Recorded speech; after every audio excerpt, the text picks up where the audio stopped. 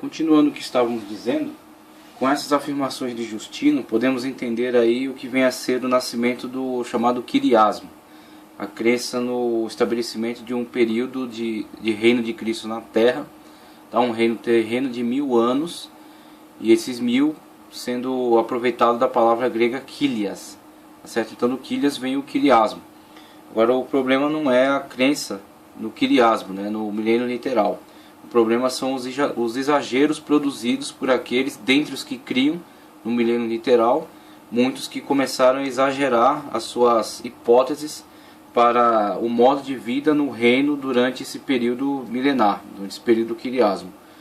Então o que acontece com desses excessos, nasceram exatamente essa revolta contra essas afirmações, contra essa forma de pregação, principalmente entre alguns elementos das seitas da época, como o montanismo, que foi condenado aí no Concílio de Nicéia. Então o que acontece? Desse excesso, desse exagero de interpretação, surge uma classe de pessoas que vão se voltar contra ele, os antiquiriastas, não necessariamente por causa da própria questão doutrinária do quiriasmo, mas por causa desse tipo de afirmação. E aí dessa defesa, essa apologia, né, contra essas afirmações, nasce essa outra possibilidade de interpretação, possibilidade alegórica. Então com a alegorização desses textos, aí vem sim um posicionamento contrário a essa interpretação quiriasta, essa interpretação literal. Então o quiriasmo ele é abandonado durante uma boa parte aí da época da história da igreja, né? Ele é marginalizado, ele não deixa de existir, mas poucas pessoas defendem esse ponto de vista, por causa das grandes mentes que estavam trabalhando em outras formas de interpretação, desde Eusébio de Cesareia, desde Orígenes, Eusébio de Cesareia, até Agostinho de Hipona, o grande teólogo da cristandade. Então, com outras mentes brilhantes defendendo outras teses, ficou um tanto difícil a afirmação do quiriasmo, até que ele é ressuscitado depois da época da Reforma. Alguns elementos posteriores, principalmente entre os anabatistas, vão ressuscitar essa questão do milênio literal, essa questão do quiriasmo, mas sem desprovido daqueles excessos cometidos no passado, né, por esses indivíduos aí que levaram essa interpretação a uma posição desprivilegiada.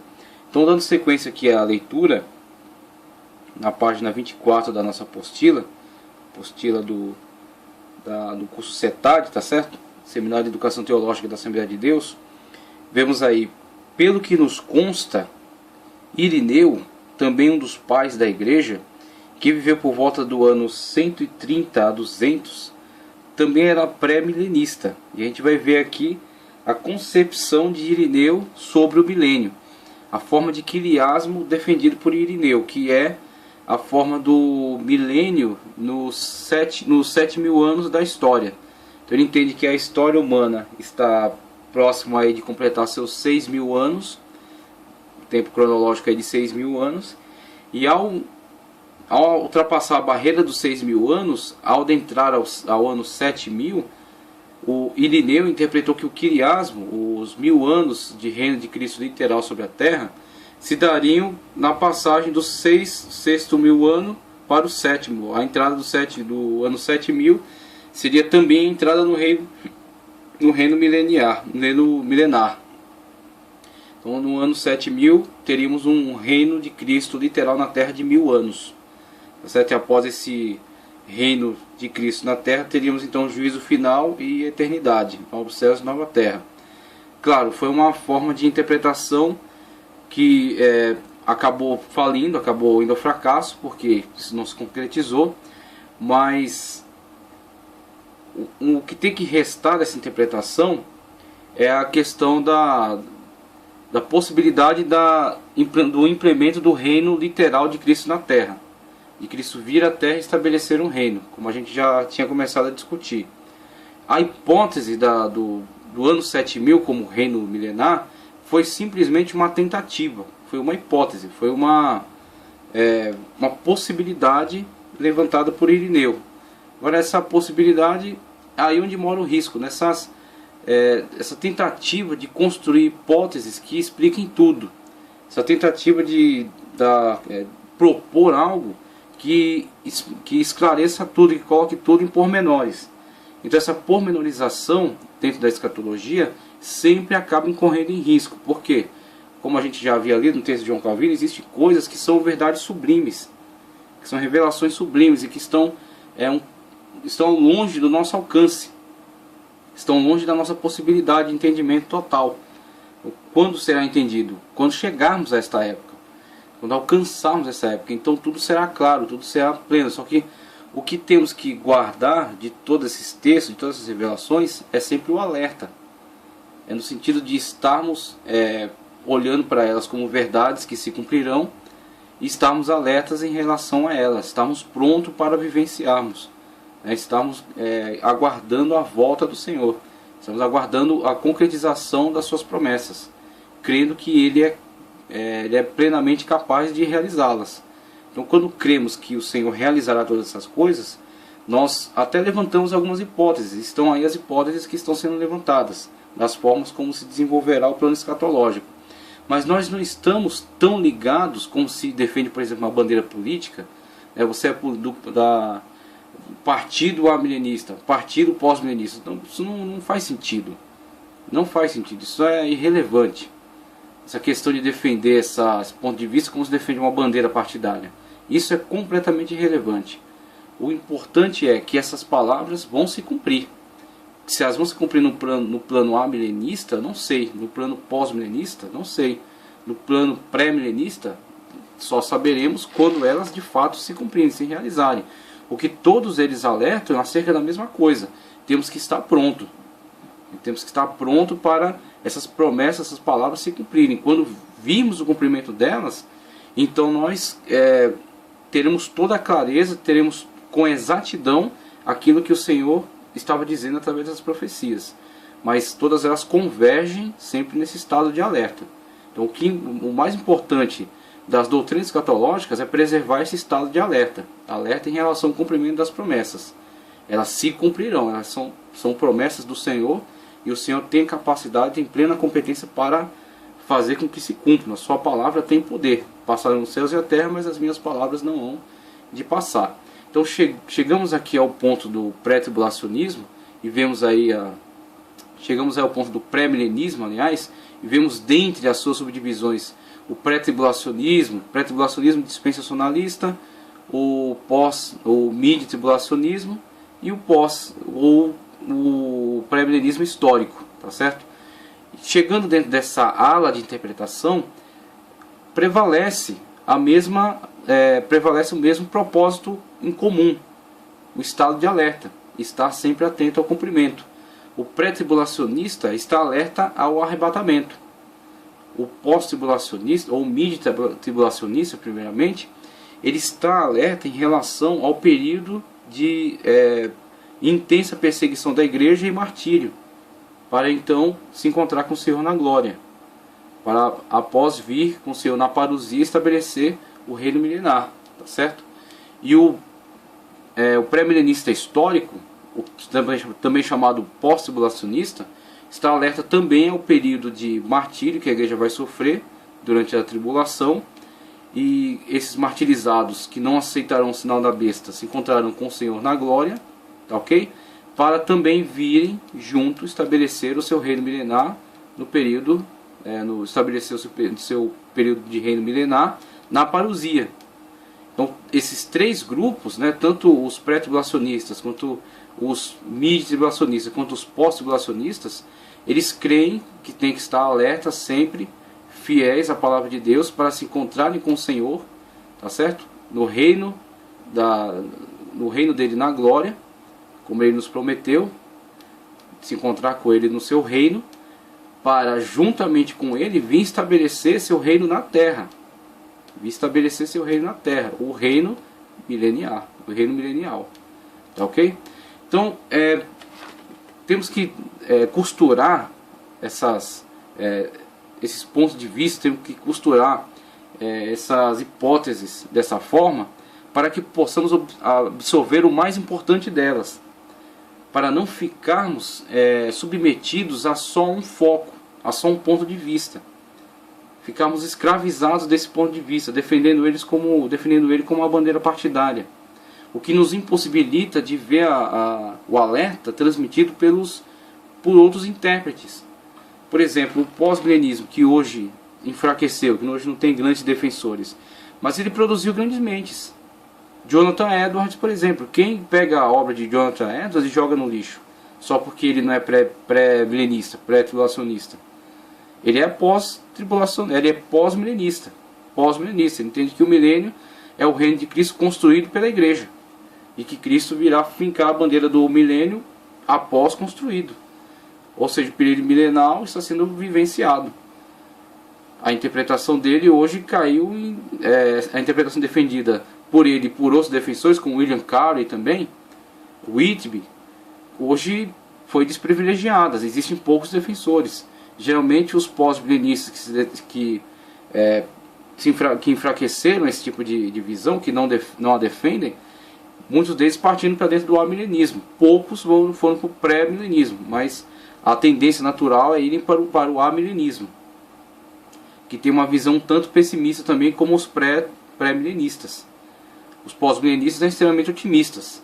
Os amilenistas entendem, o reino está sendo vivenciado sim, mas na glória, não aqui. Porque aqui está um caos. E os pré-milenistas dizem, de fato, aqui está um caos, a igreja será arrebatada desse negócio aqui e depois virá a grande tribulação.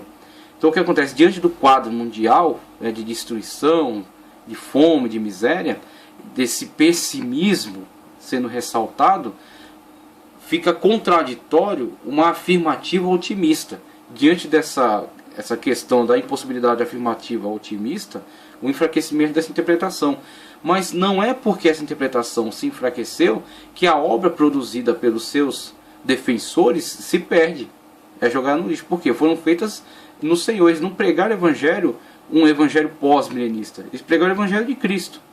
A salvação não é através do pós-milenismo, a salvação é através de Cristo. Então eles, impulsionados por essa visão de mundo, essa cosmovisão pós-milenista, de que estavam implantando o milênio, eles foram pelo mundo pregando o milênio? Não, foram pelo mundo pregando Cristo. A salvação somente através de Cristo.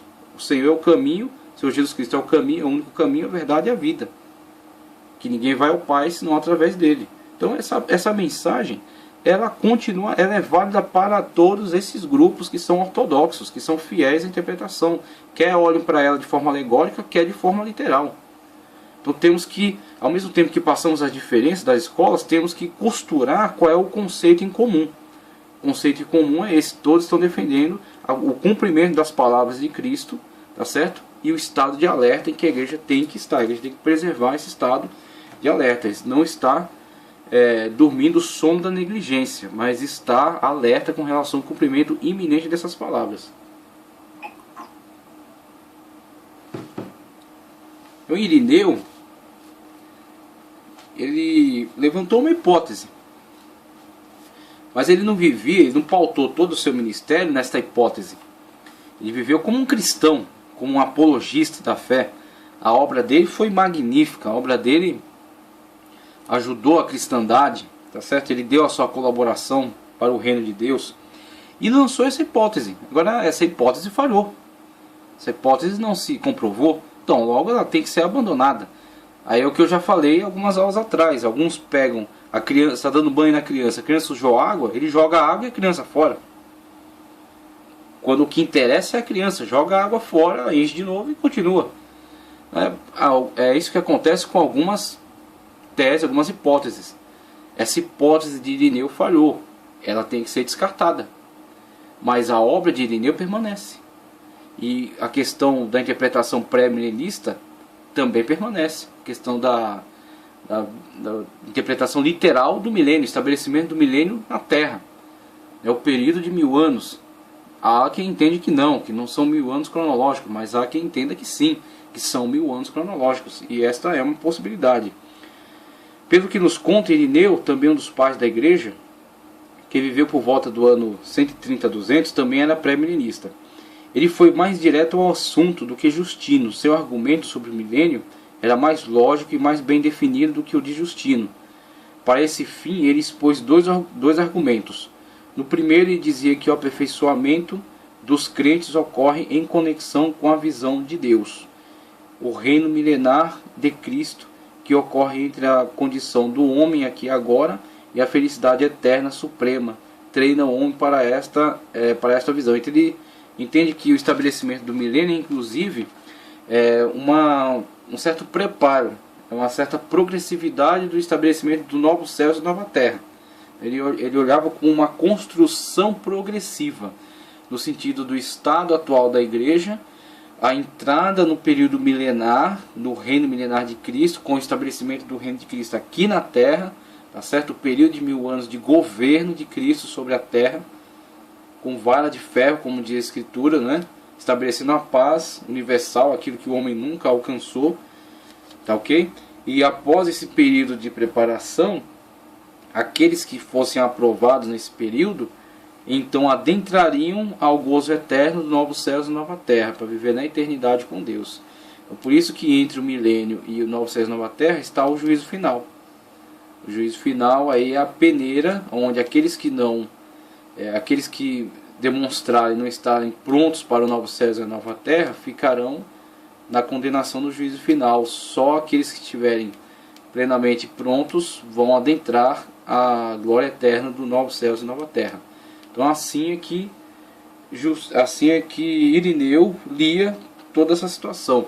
E a gente passa para o próximo quadro já, falando sobre os grandes exponenciais que defenderam aí o pré-milenismo, que aí a gente já começa a falar um pouco acerca das suas obras. A gente vai fazer algumas leituras aqui. Acho que eu vou até tomar a liberdade de passar um quadro adiante e voltar aqui depois, porque a gente vai fazer algumas leituras agora. A gente vai ler algum trecho de Irineu, tá certo? Um trecho de Irineu, da obra Contra Heresias de Irineu. Vai ter a leitura também de um trecho do livro Padres Apostólicos, a Carta de Barnabé, tá certo? A Carta de Barnabé é uma das influências do quiriasmo, tá certo? Uma das influências do quiriasmo veio essa Carta de Barnabé.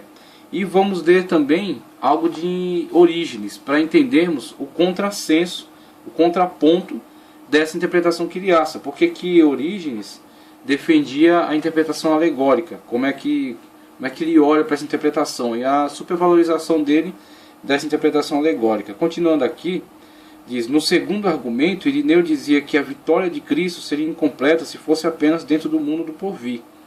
Sendo assim, se faz necessário que este mundo também cumpra os desígnios de Deus.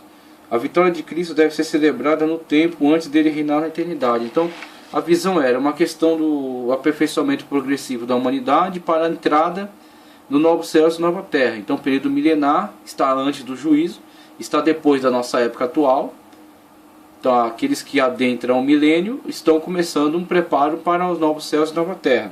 E está antes do juízo, porque o juízo é a peneira. No juízo ficam aqueles que não estão aptos a adentrarem a glória celestial. Pós-juízo vem novos céus, nova terra e eternidade. Tá, okay? Então, tanto ele vê essa questão progressiva no milênio, por isso que ele vê essa questão cronológica, né, os 6.000 anos, o próximo é o sétimo ano.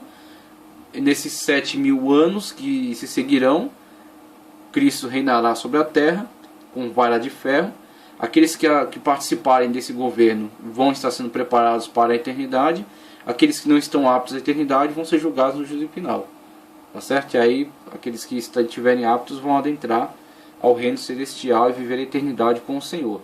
Então, vemos aí o ponto de vista de Irineu, e vamos ver isso na sua obra. Na obra Contra Heresias de Irineu. Vamos ver aqui na página 618, já o final da obra dele, tem uma afirmação aqui que deixa bastante claro esse ponto de vista dele. Então, na obra Contra Heresias, no 5º livro, página 618, que diz: por isso João previu de forma precisa a primeira ressurreição, que é a dos justos, e a herança da terra que se deve realizar no reino, de pleno acordo com o que os profetas já tinham profetizado acerca desta ressurreição. E é exatamente também o que o Senhor ensinou quando prometeu beber a nova taça com os discípulos no reino. ok? No reino celestial. Também quando disse: virão dias em que os mortos que estão nos sepulcros ouvirão a voz do Filho do Homem, e ressuscitarão para a vida os que tiverem praticado o bem, e os que tiverem feito o mal ressuscitarão para a condenação. Com essas palavras afirma que os que tiverem feito o bem serão os primeiros a ressuscitar para ir no lugar do repouso, e que em seguida ressuscitarão os que devem ser julgados. É o que já está escrito no Gênesis, segundo o qual a consumação deste mundo realizar-se-á no sexto dia, isto é, no sexto milênio. Veja aí a doutrina, a interpretação cronológica que ele faz do tempo, contando desde da época da criação do mundo até a iminência aí do milênio, 6.000 anos, o que ele entende que já está próximo da época deles, tá certo? Quando passarmos o ano 6.000 para entrar no 7.000, será também a entrada no reino milenial. O reino milenial é regido por Cristo ao longo de 1.000 anos, durante o ano 7.000. Então, aqui é essa visão de Irineu. Vamos ver aqui no Gênesis, segundo o qual a consumação deste mundo realizar-se-á no sexto dia, isto é, no sexto milênio. Haverá depois o sétimo dia, o dia do repouso, acerca do qual Davi diz: este é o lugar do meu repouso, e os justos entrarão aí. Este sétimo dia é o sétimo milênio. E do reino dos justos, em que os justos se prepararão para a incorruptibilidade, após o que será renovada a criação por meio daqueles aos quais foi reservada esta tarefa. E o apóstolo afirmou que a futura criação seria liberta da escravidão e da corrupção para tomar parte na liberdade gloriosa dos filhos de Deus. Em tudo isto é indicado um só e idêntico Pai, aquele que modelou o homem, aquele que prometeu aos pais a herança da terra, aquele que a concederá na ressurreição dos justos e cumprirá suas promessas no reino de seu Filho, aquele, enfim, que na sua bondade dará o que o olho não viu, nem o ouvido ouviu, nem passou pela cabeça de nenhum homem. Com efeito, único é o Filho que cumpriu a vontade do Pai. Único é o gênero humano em que se cumprem os mistérios de Deus, que os anjos desejam ver, porque não conseguem perscrutar a sabedoria de Deus, pela qual a sua criatura conformada e incorporada ao Filho é levada à perfeição, de forma que, enquanto o primogênito, isto é, o Verbo desce na criatura e a assume, por sua vez a criatura se aposta do Verbo e sobe até Deus, ultrapassando os anjos, tornando-se a imagem e a semelhança de Deus. Então vejamos aí as afirmativas de Irineu com relação à transformação, a transformação daqueles que são salvos, pelo Verbo de Deus que desceu até nós, nos possibilitando então um relacionamento com Deus. E principalmente aquilo que Irineu afirma com relação à sua interpretação cronológica do tempo, no sentido de a mesma lógica dos 6 dias de criação e o 7º de descanso ser estabelecida com relação à época da história humana, com o passar de 6.000 anos de história e a passagem do ano 6.000 para o 7.000 ser também a passagem do tempo da história humana para o reino milenar de Cristo. O reino milenar de Cristo instaurado na terra, Cristo reinando durante 1.000 anos. Durante esses 1.000 anos, aqueles que fizeram bem ressuscitando para viver junto com ele nesse gozo eterno. Desenvolvendo essa visão também temos aqueles que durante esse tempo estão se preparando para a eternidade, tá certo? E ao final desse período de 1.000 anos, juízo, quando então aqueles que não ressuscitaram para o milênio serão ressuscitados para julgamento, e se não fizeram bem, conforme ele diz, são ressuscitados para juízo, e por certo, por ser um tempo de preparação, alguém que não esteja preparado, que não tenha sido preparado devidamente durante o milênio, tá certo? Que não estiver apto, também sofrerá o dano do juízo final e não adentrará ao período do novo céu e da nova terra. Então essa é a forma de Irineu ver a hipótese que ele levantou com relação ao estabelecimento do reino milenial. O que é importante? O importante, por exemplo, é essa preocupação em demonstrar biblicamente que as palavras do Senhor irão se cumprir. o comprometimento com o cumprimento das profecias, o comprometimento com o cumprimento das palavras de Deus. Então as palavras de Deus vão se cumprir. Nós não temos a dimensão total do seu cumprimento. Essa é a questão. Aí onde mora o grande problema. Nós não temos a dimensão total de seu cumprimento. Como ela se cumprirá exatamente? Por não termos a dimensão total do seu cumprimento, como ela se cumprirá exatamente? As hipóteses. Agora essas hipóteses, elas não são doutrina. Elas não podem se colocar como um aspecto doutrinário. Será assim, pronto e acabou. A hipótese não foi revelada. Revelada foi a Escritura. Então o Apocalipse é revelado. Ele está ali. Como nós nos comportamos diante dessa revelação. E aí temos essas alas de interpretação. As hipóteses de interpretação. A hipótese pode até falhar, mas a Escritura não. A hipótese falhou, acabou. Tem que esquecer essa hipótese, não funciona. Mas uma coisa fica, ele tinha um comprometimento com a Escritura. Ele estava buscando a melhor hipótese de interpretação. Então esse comprometimento dele com a Escritura, isso é o mesmo que devemos ter. O mesmo comprometimento com a Escritura. E com as devidas ressalvas, né? E com as devidas, com o devido respeito, não ultrapassando os limites. Por isso que eu fiz questão de ler aquele trecho do livro de João Calvino, das instituições da religião cristã, que eu achei de muito bom senso. Saber que tem verdades sublimes reveladas que são importantes para nós, saber ter a plena consciência que nós não estamos, nossa mente não está ainda plenamente capacitada ao seu alcance, tá certo? E manter o devido respeito, limite com relação às hipóteses de interpretação.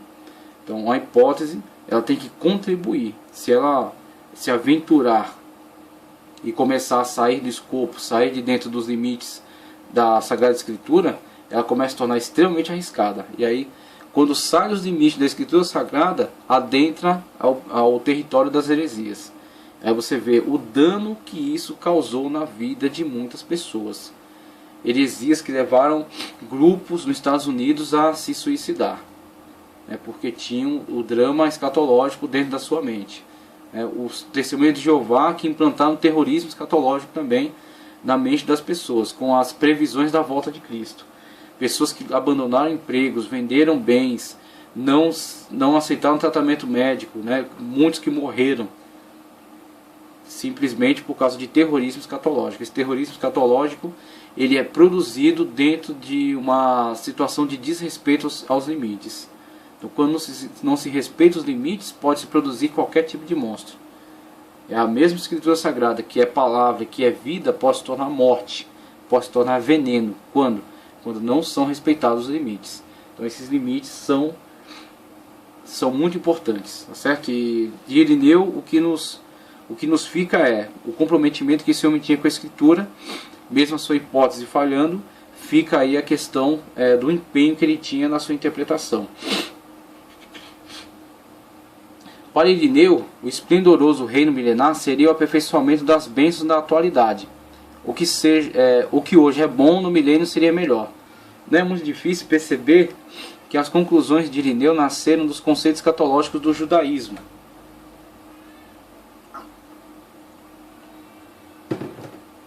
Então o ambiente ainda estava bem permeado de conceitos judaicos. Só que aí queremos sempre estabelecer essa diferença entre esses conceitos judaicos e aquela tentativa de judaização que é combatida por Paulo em Gálatas. Não é a questão dos hábitos mosaicos, mas é uma questão de uma supervalorização do drama, da salvação para os judeus, e a questão do relacionamento disso com a igreja. Então a igreja via muito a questão de Cristo voltando a Israel, estabelecendo Israel como uma nação, a sua nação eleita e como uma nação dominante, e a igreja se beneficiando desse estabelecimento de Israel novamente como uma nação eleita, agora aceitando o Messias como Salvador, como Jesus mesmo disse, que todos os olhos verão aquele a quem crucificaram, e diante disso a aceitação nacional, e diante dessa aceitação nacional o estabelecimento, e com o estabelecimento a igreja sendo inserida dentro desse período de reino de Cristo. Tá certo? Então havia essa interação com a história judaica.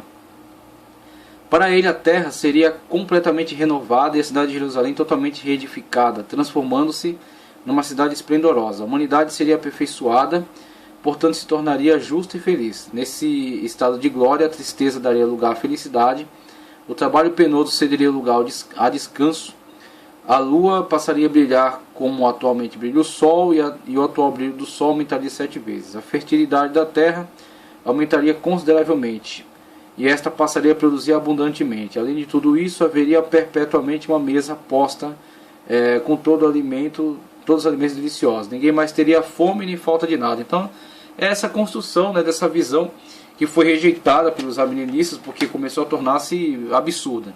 Não começa com algo que é um ideal muito bonito, né, um ideal louvável, algo que contrasta com a situação de época, né, situação de miséria, de pobreza, né, situação de perseguição. Só que esse quadro, em algum momento, vai ser tão exagerado, com cores tão aberrantes, tão fortes, que vai se tornar algo ridículo, algo que vai ridicularizar o texto bíblico, e por isso tem que ser mesmo combatido. E aí, dando sequência, naquela época houve quem chegou a dizer que o tempo da humanidade na Terra duraria somente 6.000 anos, cujos anos corresponderiam aos 6 dias da criação, para cada dia haveria um ano. Vamos ver aqui também nesse livro, tá, no livro Padres Apostólicos, a chamada aqui a Carta de Barnabé, que é dentre os textos que há nesse livro aqui. Vamos ver outro autor, aliás um autor anônimo, né? Não é possível comprovar quem escreveu essa carta, é atribuída a Barnabé, mas não é possível comprovar. E vamos ver que essa crença ela se universalizou entre a cristandade primitiva.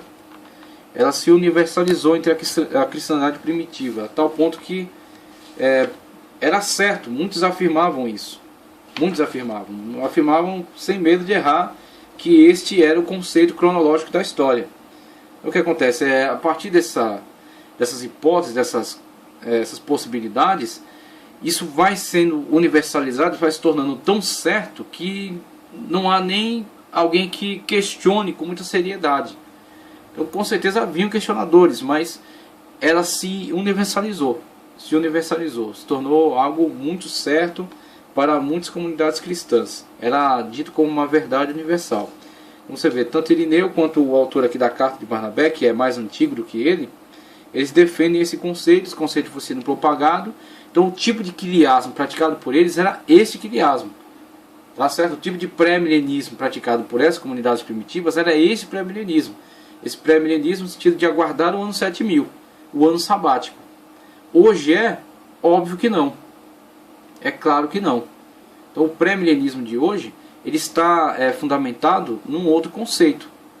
Nós respeitamos esses autores da antiguidade, nós compreendemos onde estava a sua falha, né, onde estava a sua hipótese que foi destruída, mas nós também honramos o bom trabalho que fizeram, tá certo? E nós continuamos onde? Não nessas hipóteses que falharam, nós continuamos na questão daquilo que pode ser sustentado biblicamente, a questão do reino de Cristo na terra. Irineu, uma das motivações de Irineu defender o reino de Cristo na terra é que seria, segundo o ponto de vista dele, seria incompleto Cristo reinar apenas no céu.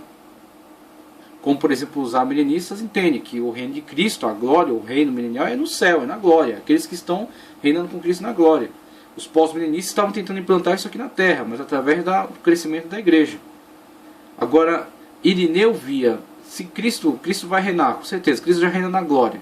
Cristo vai reinar o novo céu e a nova terra, né, o mundo transformado. Mas, na verdade, é justo nós vemos o Cristo de reino também aqui. O reino de Cristo também aqui. Sendo estabelecido entre os homens. Tá certo? O seu domínio entre os homens, as nações. As nações sendo regidas com vara de ferro, debaixo da sua autoridade. E é uma visão que eu partilho, de fato. Cristo vai reinar também na terra, no sistema humano. Vai implantar o seu sistema e vai reinar sobre eles. Vai mostrar qual é a perfeição. Como Cristo veio à terra, encarnou num corpo humano, mas sem pecado, e nos mostrou o que é viver como um servo de Deus. Cristo veio à terra, na nossa condição humana, mas sem pecado. Desculpe. e nos mostrou o que é servir a Deus. Nós temos um padrão, nós temos um parâmetro, né?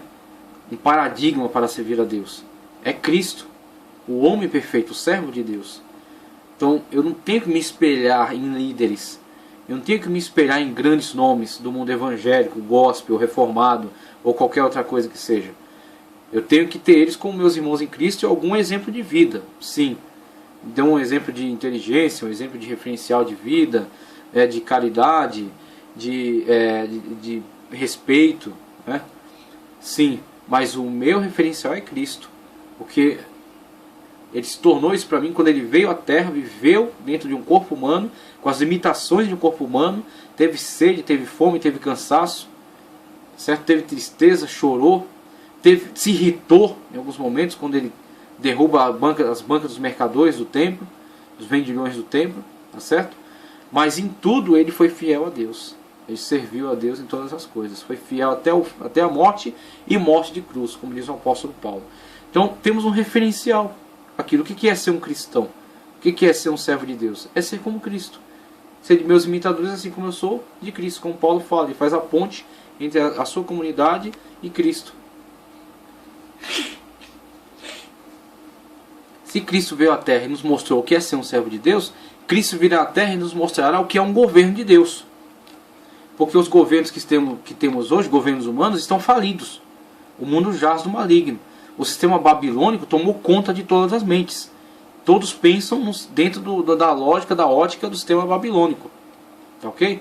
Isso só terminará quando no Apocalipse é dito: caiu a grande Babilônia. Aquela que enganava nações, que seduzia os povos, que fazia comércio de tudo, certo? Que seduzia a todos, que blasfemava de Deus.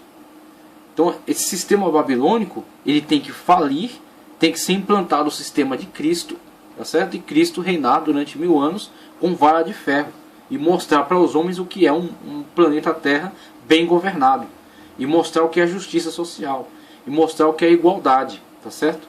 Então vamos ver isso da forma como Irineu cria nisso. Eu também creio. Agora Irineu diz, isso será no ano 7000. Eu digo, aí você já pegou pesado, Irineu, calma aí. Não necessariamente, não só Irineu, mas até antes dele, como a gente vai ver aqui, na carta de Barnabé, na chamada carta de Barnabé, né, que não é possível comprovar que seja a carta de Barnabé. Ainda sobre o sábado está escrito no Decálogo que Deus o entregou pessoalmente a Moisés sobre o Monte Sinai. Estou lendo aqui a carta de Barnabé, neste livro aqui, Padres Apostólicos, da editora Paulus, na página 309, tá certo? Conforme pessoalmente a Moisés sobre o Monte Sinai.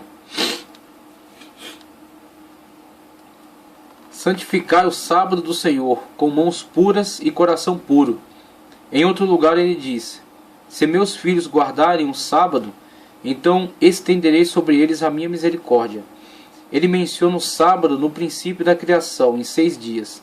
Deus fez as obras de suas mãos e as terminou no 7º dia, e nele descansou e o santificou. Prestar atenção, filhos, sobre o que significa terminou no 7º dia. Uma ênfase aqui, colocou entre aspas. Isso significa que o Senhor consumará o universo em 6.000 anos. Pronto, aí é a hipótese, né? Então, quer dizer, fez uma analogia entre os 6 dias da criação e essa possibilidade da história da humanidade terminar em 6.000 anos. Então, ele entendeu que essa analogia é plausível, né? É o que hoje nós não defendemos assim. 6.000 anos. Pois um dia para ele significa 1.000 anos. Outra analogia com a questão defendida lá na carta de Pedro. Ele próprio atesta, dizendo: eis que um dia do Senhor será como 1000 anos. Portanto, filhos, em 6 dias, que são 6.000 anos, o universo será consumado. E ele descansou no 7º dia.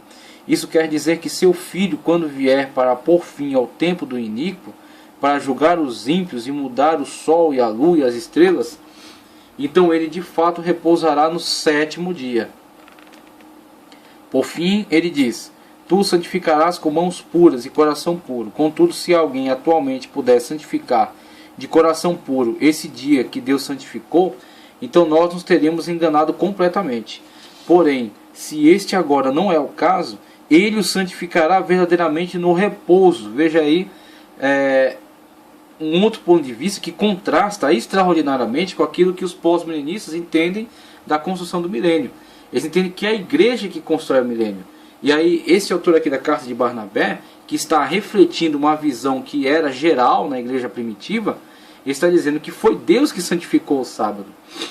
Foi Deus que consumou os 6 dias e Deus santificou o sábado. Ele fala, assim como nessa época nós não vemos possibilidade de santificar a nossa geração, né, de torná-la completamente submissa a Deus, assim também nós podemos entender que Deus a santificará. Quando? No ano sabático. No milênio sabático, aliás. Certo? No ano 7000. No tempo dos 7000 anos, aliás. Quando cumprir-se os 6000, e aí dá-se ao início do 7º milênio, certo? Dos 7000 anos, e nesse 7º ano será o milênio sabático, o milênio santificado pela mão de Deus, quando Deus mesmo santificará, certo? Quando Deus mesmo estabelecerá o seu domínio, o seu reino. Então eles tinham este ponto de vista. Esse ponto de vista foi defendido universalmente na igreja primitiva. Ele santificará verdadeiramente no repouso, quando nós formos capazes disso. Isto é, quando tivermos sido justificados e tivermos recebido o objeto da promessa. Quando não houver mais iniquidade e o Senhor tiver renovado tudo. Então poderemos santificá-lo, tendo sido primeiro nós mesmos santificados. Ele finalmente lhes dirá, não suporto vossas noemênias e vossos sábados. Vede como ele diz, não são os sábados atuais que me agradam, mas aquele que eu fiz e no qual, depois de ter levado todas as coisas ao repouso, farei o início do 8º dia, isto é, o começo de outro mundo. Eis porque celebramos como festa alegre o 8º dia, no qual Jesus ressuscitou dos mortos, e depois de se manifestar, subiu aos céus. Então veja aí como os cristãos da igreja primitiva liam essa questão do milênio sabático, certo? Depois dos 6000 anos de história cronológica, a entrada no ano 7000, que seria também a entrada no reino milenial, o reino de Cristo sobre a terra, que seria uma santificação da parte de Deus em relação à humanidade. Então, aqueles que forem havidos dignos por entrar no ano 7000, seriam aqueles que a mão de Deus santificou.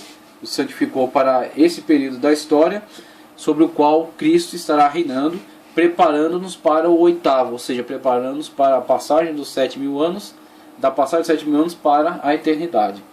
Então aí, eu leio isso aí, entre a passagem do ano 7000 para a eternidade e o juízo final. Então vemos aí as interpretações que a igreja primitiva fazia sobre esses textos.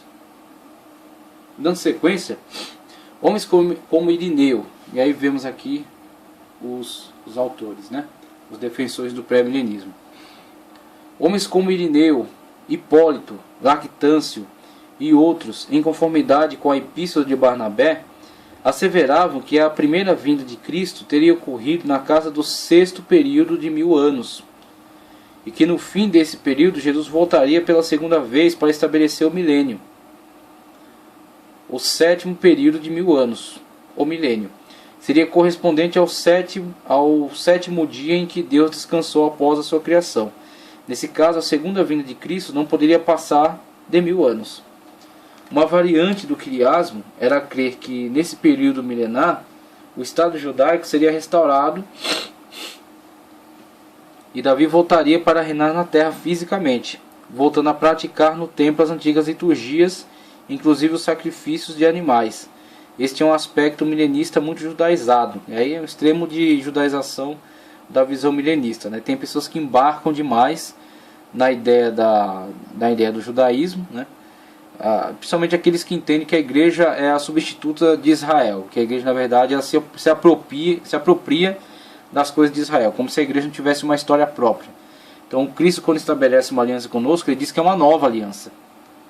Ele não diz que é a velha aliança que você agora está nela, né? Eu vos insiro na antiga aliança. Não. Cristo no Pesach, que é uma celebração tipicamente judaica, ele funda a ceia, Ele cria a Santa Ceia, que é o compromisso do cristão em participar do corpo, né, participar do corpo e do sangue de Cristo, que são simbolizados pelo pão e pelo vinho, e essa participação é em memória dele. Então a nossa referência não é a Pessach do Egito. Nossa referência não é o Pessach do Egito. Nós estivemos no Egito corporalmente, escravizados corporalmente lá, e não passamos o Mar Vermelho, tá certo? E não entramos em Canaã. Nossa Canaã é a Canaã celestial. Nosso Egito era o mundo de pecado. Nossa passagem é a passagem para a salvação, né? Nós passamos pelo Mar Vermelho quando nos batizamos. Fomos sepultados para a antiga vida e ressuscitados para a nova. Tá certo? Que inclusive o batismo é algo físico, há uma representação física de algo que já aconteceu espiritualmente. Espiritualmente isso já é uma verdade. Aí você vai lá e faz um ato público. Então o que acontece? A igreja não está inserida na aliança de Israel. A igreja tem a sua própria aliança. Um novo testamento, uma nova aliança no meu sangue.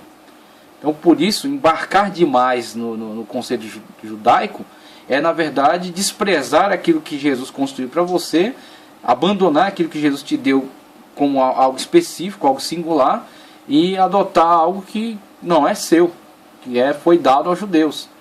Por isso que a igreja não pode. Quando a igreja embarca demais nessa questão judaizante, nessa questão judaica, aliás, conceitos judaicos, ela abandona aquilo que é tipicamente seu. Então é isso que acontece com alguns intérpretes. Os caras embarcaram tanto na questão judaica que eles começaram a ver a questão de Davi ressuscitar e vir reinar novamente em Israel, o que é completamente descabido, é sem propósito. O rei é Cristo. Inclusive Davi, perante Cristo, ele se coloca como servo. Naquele salmo, disse o Senhor, meu Senhor, assenta-te à minha direita até que ponha teus inimigos por escabelo dos teus pés. Veja só, é o Senhor, disse o Senhor ao meu Senhor. Davi não vê Cristo como seu descendente, como seu filho, ele vê Cristo como seu Senhor, mesmo naquela questão de Cristo ser o descendente de Davi, segundo a carne. Tudo bem, mas Cristo não é somente carne, Cristo é Deus, ele é verbo divino encarnado. Então, segundo a carne, descendente de Davi, tudo bem. Mas segundo Deus, ele é o Senhor de Davi. E Davi o vê como seu Senhor. Então, aquele que reinará no milênio não será outro senão Cristo. O rei de fato, tá certo? O Messias. Aquele no qual todos esperavam, inclusive Davi, no Messias. Então, é este Messias que reinará durante o milênio. Sair dessa ideia é embarcar demais no conceito judaico supervalorizado. Então temos aqui, esse é um aspecto milenista muito judaizado. Em geral, os pré-milenistas comuns, apesar de crer numa eventual restauração de Israel, não concordam com o esquema desses quiliastas, né? Que o quiliasmo, em determinado momento da história, ele acabou sendo desprivilegiado por essas visões exageradas, extremamente judaizadas. Aí trata um pouco acerca de Orígenes aqui, nós vamos voltar ali somente para identificar o livro. Então vamos falar um pouco sobre Orígenes também, nas homilias de Orígenes. Vamos ver um pouco por que Orígenes adota essa visão, essa visão alegórica, por que ele valoriza tanto essa visão alegórica, essa interpretação alegórica que ele utiliza nos seus textos, tá certo? Não demorou muito tempo para que esse quiliasmo sofresse grandes refutações, especialmente de teólogos do Oriente, tá certo? De Alexandria, principalmente, que era a escola extremamente alegorizante. E uma das razões se deu pelo fato dos montanistas terem excedido muito nessa ideologia. Então os montanistas avacalharam tanto a coisa que ficou insuportável, né? E foi um grande serviço prestado pelos arminianistas combaterem essas pataquadas aí desses quiliastas. Orígenes, Dionísio e Clemente foram os maiores opositores do quiliasmo. O principal argumento era que tal sistema, além de basear mais em doutrinas judaicas do que em doutrinas cristãs, havia um excesso de fanatismo desregrado, principalmente da parte dos montanistas. Um fator importante residia no fato em que o esquema quiliasta era muito grosseiro e materialista. Com certeza. É o que está acontecendo hoje nas igrejas, principalmente as neopentecostais, quando se engajam na pregação da teologia da prosperidade. Então uma coisa é a prosperidade bíblica, que é o homem que espera em Deus, aquele que Jesus disse, que não estejais aflitos com relação ao que haver de comer, nem de vestir, nem acerca da vossa vida, porque mais valeis do que os dias do campo. Todavia Salomão não se vestiu como deles, mais valei que as aves do céu. Todavia não plantam nem semeiam, e o Pai lhes dá o sustento. Então a prosperidade bíblica é a prosperidade que espera em Deus. A teologia da prosperidade é a teologia que ensina as pessoas a tentar manipular Deus. Por Deus contra a parede, são as pérolas da teologia da prosperidade. Por Deus contra a parede, ou se você passa algum problema financeiro, tem alguma coisa errada com você.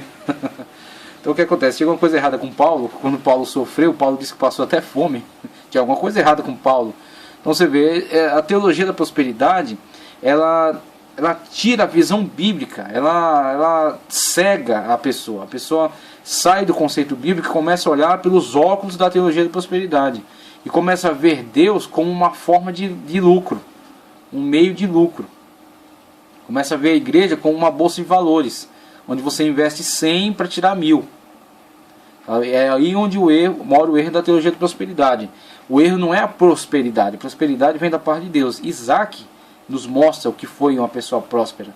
Quando alguém atacava, ele nem precisava revidar, ir para a guerra, nada disso. Ele saía, ia para outro lugar, Deus lhe dava prosperidade novamente. Cavava poços, encontrava água, prosperava.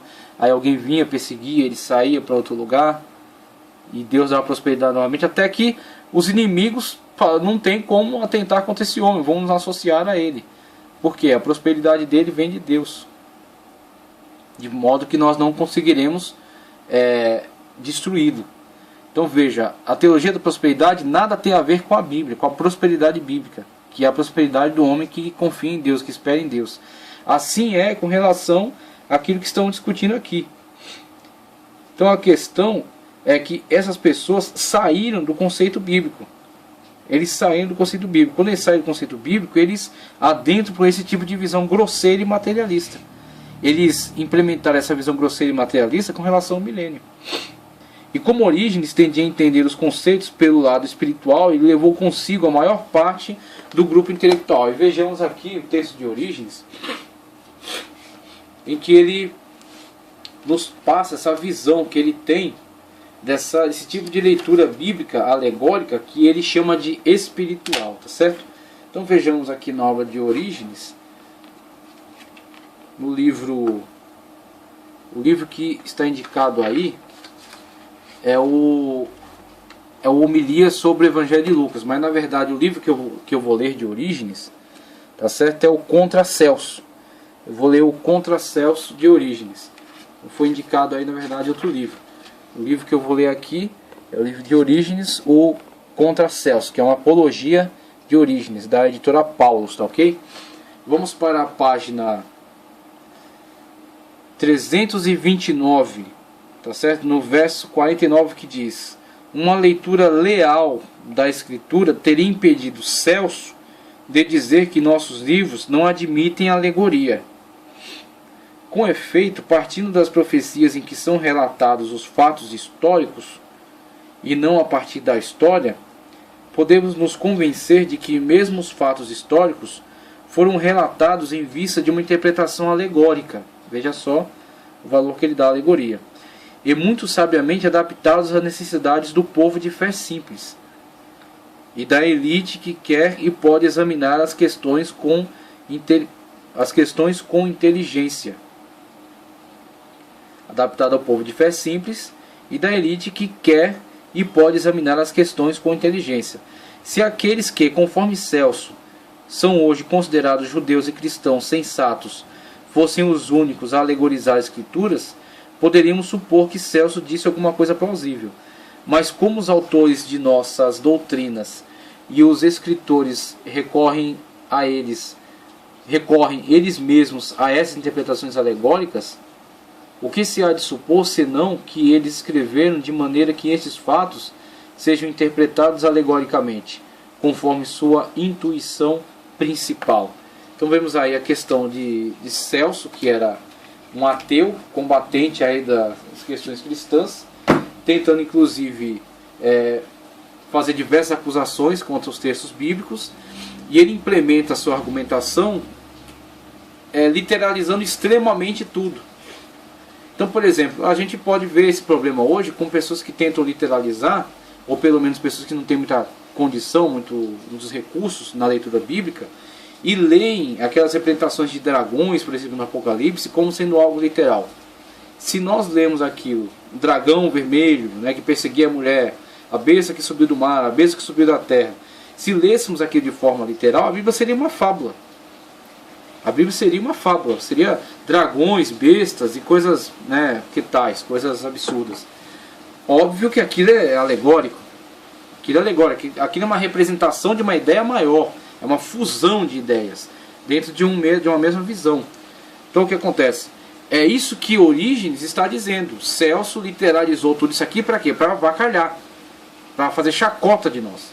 Então a questão é, a ferramenta alegórica, ela é válida para a interpretação da Bíblia, ela está sendo usada hoje e foi usada já por muitos autores há muito tempo, tá certo? Então as profecias, por exemplo, têm que ser vistas não do plano somente histórico, mas do plano alegórico também, que Orígenes chama de espiritual. Então essa interpretação é espiritualizada, conforme Orígenes assevera. E aí vemos aí a questão da escola alegórica de Alexandria. A escola alegórica de Alexandria nasce com esses ganhos exponenciais, pessoas que estavam defendendo a ortodoxia bíblica, tá certo? E que nessa defesa implementam essa interpretação alegórica como uma interpretação uma ferramenta bastante útil para o entendimento bíblico. Agora, quando isso fazem, nasce uma classe de intelectuais que tem muita competência e que tem muita sabedoria, muito entendimento, tanto da Bíblia quanto das ciências, tá certo? Do conhecimento humano da época, e eles se voltam contra esse quilismo porque havia se tornado extremamente grosseiro. O que acontece? É uma pena, por quê? Porque os caras tinham muita competência, eles fazem uma defesa muito boa, tá certo? Uma defesa muito boa da interpretação alegórica, e acaba que convencendo que na verdade o quilismo não é uma interpretação correta, não é uma interpretação plausível, motivados pelas interpretações grosseiras e materialistas de alguns quilistas. E aí é por isso que ao longo de toda a Idade Média, ao longo de muita época da história, não só a Idade Média, mas até a época antiga, né, desde Agostinho, antes de Agostinho até, na Antiguidade Histórica, Idade Média, só depois, na época da Reforma, é que o quilismo, que o pré-milenismo e uma certa forma de quilismo, não aquela da Antiguidade, tá? Não aquela da Antiguidade, mas uma certa forma de quilismo vai voltar a ter um espaço, né? Vai voltar a ter um espaço, voltar a ter voz. Então, na verdade, o que nem gostamos de tratar de quilismo, porque o quilismo está associado àquela interpretação, 6.000 anos, no ano 7.000 seria o milênio, que é uma hipótese falida. Da mesma forma como o pós-milenismo é uma hipótese que tem se enfraquecido muito, essa hipótese quiliasta é uma hipótese falida. Assim nós entendemos o pré-milenismo, nós defendemos o pré-milenismo. Milênio virá, o milênio será estabelecido. Quando? Não há uma data. Aí nasce a questão, com o dispensacionalismo, nasce a questão do parêntese profético, que vamos explicar mais para frente. Então qual é a defesa hoje? A defesa hoje, pré-milenismo. O milênio está para o futuro. O milênio é literal, será vivenciado na Terra e está para o futuro.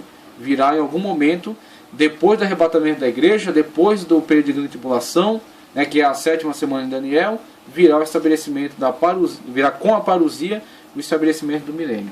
Certo? Então com isso temos esses autores defensores do pré-milenismo, Justino, como já lemos, Pápias, tá certo? Não encontramos aqui alguns textos sobre Pápias, mas éramos defensores entre 70 e 163.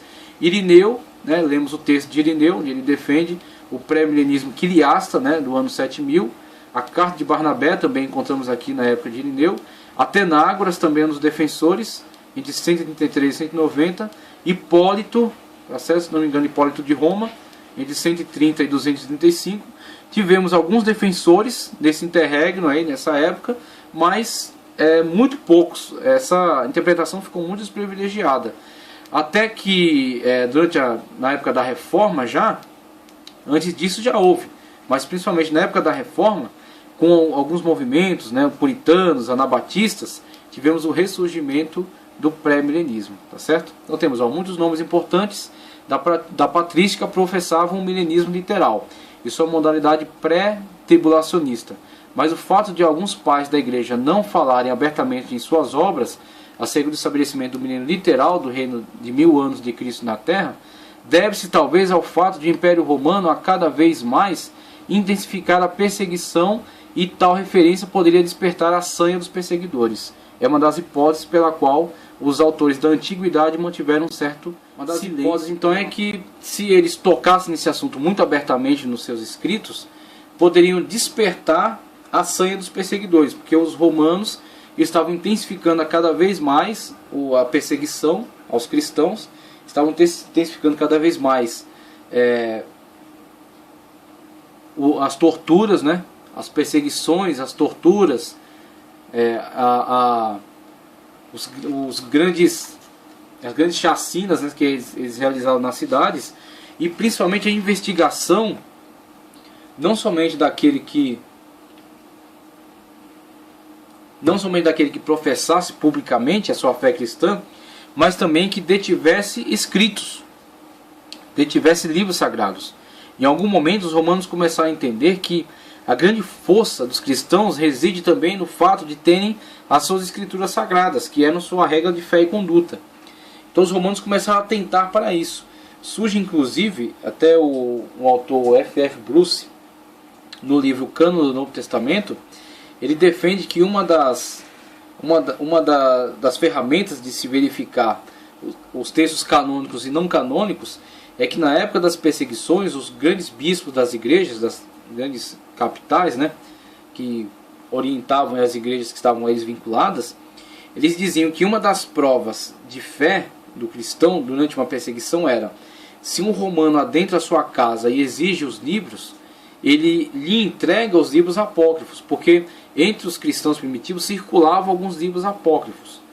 Alguns livros apócrifos que poderiam ser lidos em casa, mas não na igreja. Aí nasce os livros canônicos, são os que são lidos nas igrejas e são ensinados como doutrina. E os livros apócrifos são alguns que os cristãos tinham em casa, mas não liam na igreja. Não era possível a leitura oficial no culto, uma pregação, uma doutrina em cima dele, mas eles podiam ter particularmente para ler. Então entregavam Atos de Paulo, né, Apocalipse de Pedro, Pastor de Hermas, né, que era um livro muito popular na época, livros dessa categoria aí. Carta de Clemente, né, eram livros que os cristãos optavam em entregar aos romanos para que fossem queimados, mas preservar textos que tivessem das cartas de Paulo, das cartas de Pedro, né, dos evangelhos. Então preservavam esses outros, entregavam esses apócrifos para que os romanos assim pensassem que estavam queimando as escrituras sagradas. Então até F.F. Bruce usa essas orientações que eram dadas como um sinal de que a igreja já naquela época tinha plena noção do que era canônico e do que não era canônico. Logo, a canonização não foi um processo que se deu no futuro por meio da manipulação da igreja de Roma, como muitos liberais assim querem fazer entender, né? Muitas pessoas da alta crítica textual assim asseveram. A canonização já foi algo presente desde a época da igreja primitiva. Eles já tinham essa plena noção entre livros canônicos e livros não canônicos. E aí vemos que dentro dessa questão mora também essa questão que estamos discutindo aqui com relação a essa escola de interpretação que começa a ganhar espaço, né, que começa a ganhar bastante espaço, e o silêncio da outra. Então uma das questões pela qual podemos entender o silêncio dos quiliastas da época, por que eles não defendiam enfaticamente a sua doutrina e acabaram cedendo espaço a essas interpretações grosseiras e materialistas, que foram atacadas justamente pelo amilenismo, que as atacou com muita justiça, né, que eliminou-as de uma forma bastante correta, tinham que fazer isso mesmo. Um dos fatos dos quiliastas sérios não se manifestarem tão abertamente sobre o seu ponto de vista era para não atrair mais ainda a atenção dos perseguidores. Porque com uma manifestação dessa caindo nas mãos de um governador romano, né, de um tribuno romano, não era só o autor que ia sofrer, toda a cristandade. Então o problema não é a questão do autor sofrer a perseguição. O problema é ele expor toda a sua comunidade a uma perseguição por causa de uma afirmação. Então se muitos quiliastas, muitas pessoas que escreviam outros textos na época, também nos seus textos fizessem menção a um reino literal de Cristo na terra, logo um tribuno romano, um governador romano, um general romano, lendo esse tipo de afirmativa, ele ia pensar, eles estão planejando uma revolta. Eles estão planejando uma sedição. Em breve eles levantam aí um representante, que eles vão dizer que é um Cristo, e esse cara vai querer derrubar o Império Romano. E os cristãos numerosos como eram, assim surgir um cara que unificar toda essa gente aí e partir para a guerra, vai arrumar problema. Então o que acontece? Para evitar esse tipo de pânico, de caos, muitas das vezes muitos desses quiliastas silenciavam sobre a sua crença, não redigiam isso num texto, né? Não imprimiam isso no texto, mas pregavam aí, propagavam essa interpretação pelas igrejas, né? Como vimos aí, a carta de Barnabé deixa isso muito claro, que isso é uma doutrina, já há muito tempo, isso é uma doutrina bastante difundida no meio cristão. Continuando aqui, diz: nas igrejas ocidentais o quiliasmo prevaleceu por muito tempo, apesar de não ser universalmente aceito. O quiliasmo continuou até os tempos de Agostinho. Daí para frente sua influência foi bastante reduzida, devido ao fato das ideias agostinianas. A princípio, o próprio Agostinho afirmava o milenismo. Só mais tarde, quando ele reformulou os conceitos apocalípticos, é que ele passou a espiritualizar as profecias e passou do milenismo para o amilenismo e talvez para o pós-milenismo, tendo em vista que os dois conceitos são bastante idênticos. Então, só consultar o vídeo que nós falamos atrás sobre o amilenismo e seus defensores, temos a leitura do texto da Cidade de Deus de Santo Agostinho, quando ele defende o seu conceito amilenista. E aí existe um debate entre amilenistas e pós-milenistas. Os pós-milenistas dizem que na verdade Agostinho estava definindo o pós-milenismo. Os amilenistas dizem que não. Na verdade aquilo é uma defesa do amilenismo. Eu entendo que na verdade Agostinho estava de fato defendendo o amilenismo. O amilenismo ele é anterior ao pós-milenismo. O amilenismo nasce primeiro com um caráter antiquiliasta. E desse antiquiliasta nasce a proposta amilenista, que é a leitura alegorizante da Bíblia, já defendida anteriormente por Orígenes, conforme eu li aqui no livro dele, Contra Celso. Tá, okay? Então, na verdade, Agostinho está muito mais próximo do amilenista do que do pós-milenista. Eu acho que, na verdade, a sua mudança de interpretação escatológica nasce, na verdade, de uma apologia contra esse quiliasmo aloprado, como estamos dizendo aqui, né? Esses caras que exageraram na dose aí. Então, continuando no quadro, temos, como mencionado, com o passar do tempo, algumas alas passaram a desenvolver uma visão exagerada acerca da vida regalada no milênio literal, o que levou teólogos importantes como Agostinho a abdicar dessa visão em função do amilenismo. Então você veja o problema de uma hipótese levantada, né, de uma inferência, de uma ala teológica, é que ela se dissocia das verdades bíblicas para defender e para impor os seus conceitos de interpretação. É o que fizemos analogia com a teologia da prosperidade. A prosperidade é bíblica, a teologia da prosperidade não. A prosperidade é bíblica por quê? Porque a prosperidade vem de Deus. O homem está submetido a Deus, o homem está confiando em Deus, está esperando em Deus. A teologia da prosperidade torna o homem em Deus. O homem passa a entender que ele é Deus. O homem passa a entender que ele tem direitos sobre Deus. O homem passa a entender que o seu dízimo deixa Deus amarrado a si. Deus está comprometido, Deus está, aliás, está obrigado. Veja só o absurdo. Deus está obrigado porque alguém entregou o dízimo. Onde que Deus se vê obrigado a alguma coisa? E onde que o dízimo passou a ser uma forma de manipulação? Manipulação de Deus. Os caras ficaram loucos. Eles perderam a noção. Eles são os quiliastas da prosperidade. A mesma aberração que os quiliastas produziram com relação ao plano escatológico na época deles, ao fazer a leitura extremamente materialista, certo? Uma leitura grosseira e materialista, é a mesma coisa que os neopentecostais, talvez até alguns pentecostais, fizeram com relação a esta doutrina da prosperidade. essa questão da questão da prosperidade bíblica. Eles pegaram essa questão da prosperidade bíblica e transformaram ela num monstro, chamado teologia da prosperidade. Então, uma coisa é falar de prosperidade bíblica, outra coisa é falar de teologia da prosperidade. A teologia da prosperidade não é bíblica, tá certo? Porque ela se impõe sobre a Bíblia e se impõe sobre conceitos fundamentais da Bíblia, como por exemplo a autoridade de Deus. Deus, ele é onipotente. Tudo que atenta contra a autoridade de Deus sai da sua onipotência. Então Deus é onipotente. Deus é onipotente, não há como nós obrigarmos Deus a nada. Não há como obrigarmos Deus a nada. Se algum dia pudermos obrigar Deus a alguma coisa, não é o verdadeiro Deus. É Baal, porque Baal sim era manipulável.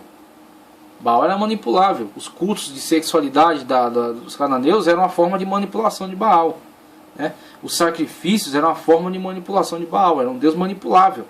Então o Deus que se deixa manipular não é Deus, é Baal. O Deus verdadeiro não é possível ser manipulado por nada. Por sacrifícios, por jejuns, por nada. Deus não é manipulável. O que acontece? A mesma coisa vê-se aí já na antiguidade com relação aos quileastas. Os caras começaram a implementar uma visão grosseira e materialista e foram justamente atacados pelos amilenistas, tá certo? Então agora o que resta é uma visão depurada pela história, uma visão que foi purificada desses excessos, que é o pré-milenismo, defendido dentro das alas pré-tribulacionista, mid-tribulacionista e pós-tribulacionistas ou pré-milenismo histórico, tá ok? Esta visão passou toda a Idade Média desprezada.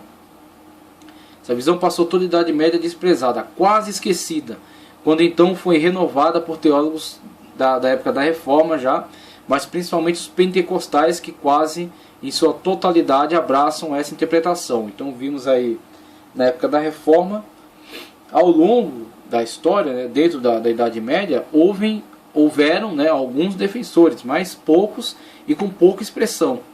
Mas aí na época da Reforma surge a grande Reforma Protestante, que estamos comemorando aí seus 500 anos agora em outubro, né, para a glória de Deus, que a igreja continue sempre numa constante reforma. Conforme uma palestra que eu vi, uma palestra muito boa no projeto Agir, um homem que o sobrenome dele é Bitum, eu não me lembro agora o primeiro nome dele, mas ele fala que a igreja tem que estar em constante reforma. A reforma é uma constante dentro da igreja. Então a igreja não tem que fazer memória de uma reforma passada. A igreja tem que viver em reforma. A igreja sempre tem que viver nessa constante retorno à fonte, retorno à origem. Certo? É sempre limpar aquilo que vai tentando se agregar a ela, grudar nela, coisas externas, fora, antibíblicas, né, que vão tentando entrar nela, e sempre buscar o renovo, a reforma, retornar à sua fonte, à sua origem. Então é muito interessante essa visão. E na reforma surgiram grupos que começaram a novamente levantar a bandeira do pré-milenismo. E aí não no aspecto criaça da antiguidade, mas sim no aspecto pré-milenista, ou seja, o milênio está para o futuro e o milênio será literal. E aí vemos aí dentro dos grupos anabatistas, dentro de alguns grupos puritanos, por exemplo, um grupo chamado Plymouth, que vai surgir, inclusive dentro deles vai surgir o dispensacionalismo, e vemos aí na grande maioria pentecostal. A grande maioria pentecostal e neopentecostal, que geralmente entram aí para o pré-milenismo dispensacionalista. Mas existem também algumas outras alas. Então vemos aí atualmente os pré-milenistas estão subdivididos nas alas pré-tribulacionistas dispensacionalistas, tá? Pré-tribulacionistas dispensacionalistas e os pré-milenistas históricos, aliancistas, que discordam quanto ao momento em que se dará o arrebatamento ou a subida da igreja para a glória e o cumprimento das promessas para Israel. Então a questão aí de Israel, novamente, ela divide opiniões, a forma como a Bíblia aborda aquilo que há de se cumprir para Israel. E temos aí as alas pentecostais, que hoje são os grandes defensores do pré-milenismo dispensacionalista, tá ok? E aí já lemos aí os referenciais desses livros, e aí na próxima aula estaremos abordando mais acerca do pré-milenismo dispensacionalista. Vamos ver aí o nascimento e o desenvolvimento dessa forma de interpretação a chamada interpretação dispensacionalista da história, tá ok?